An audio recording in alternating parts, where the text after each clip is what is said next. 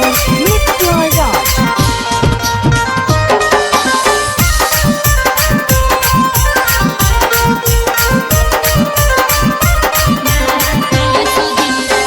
अहिरे के बेटा तोरा जाल में फसैल कौके गोदी में बैठाई के छौरा पुआबो खिलैल कैरे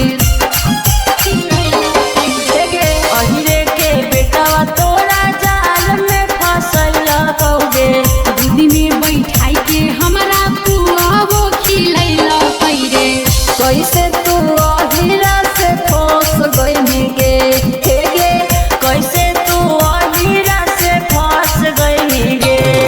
अरे अहिरे के बेटा बा हमरा कष्ट दिया रे नए लहंगवा हमरा नाच दिया रे नए लहंगवा हमरा नाच दिया रे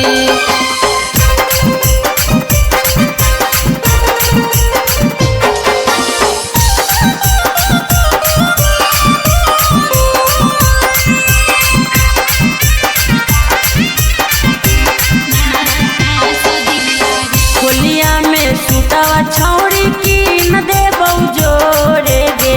होली नहीं खेलबौ छौरा हम भोरे भोरे रे भोरे भोरे रे होलिया में सुतवा छौरी की न देबौ जोरे गे होली नहीं खेलबौ छौरा हम भोरे भोरे रे सोनू सन्नी के बतिया मान लेना गे हे गे सोनू सन्नी के बतिया मान लेना गे अरे अहिरे के बेटा बा हमरा कष्ट दिया रे नए लहंगवा हमरा नाच दिया रे